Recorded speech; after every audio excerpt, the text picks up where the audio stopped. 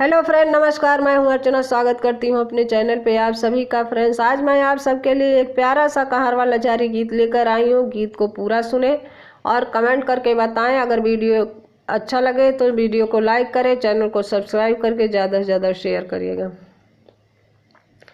चल के खोजा घर में दियना बारियो, झूलनिया मोर हेराई गईल नाना दी। चल के खोजा घर में दियना बारियो, झूलनिया मोर हेराई गईल नाना दी। हेराई गईल नाना दी, हेराई गईल नाना दी, झूलनिया मोर हेराई गईल नाना दी। चल के खोजा घर में दियना बारियो, झूलनिया मोर हेराई गईल नाना दी। जो घर सुनिया मोरी सासु ससुर जी, जो घर सुनिया मोरे सास ससुर जी, हमका दैया घर से निकारियो, झूलनिया मोर हेराई गईल नाना दी। हमका दैया घर से निकारियो, झूलनिया मोर हेराई गईल नाना दी। चल के खोजा घर में दियना बारियो, झूलनिया मोर हेराई गईल नाना दी।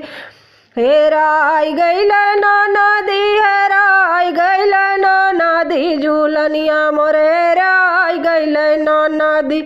चल के खोजा घर में दियना बारियो, झूलनिया मोर हेराई गईल नाना दी। चल के खोजा घर में दियना बारियो, झूलनिया मोर हेराई गईल नाना दी।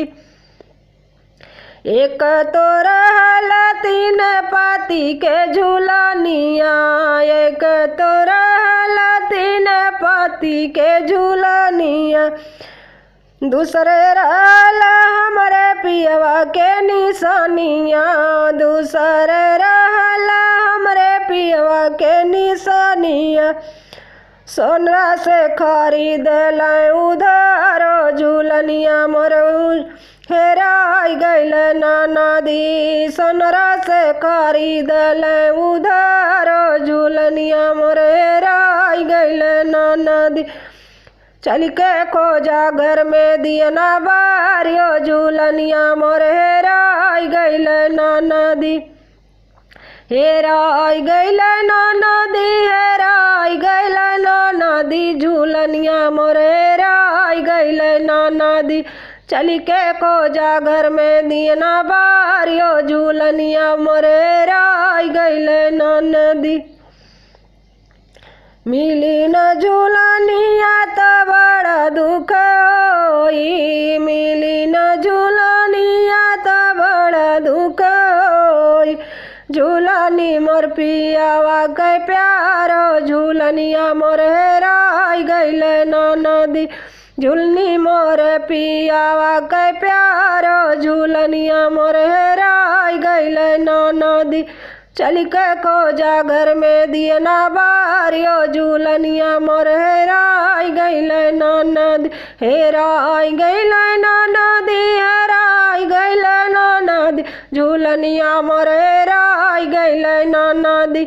चल के खोजा घर में दियना बारियो, झूलनिया मोर हेराई गईल नाना दी।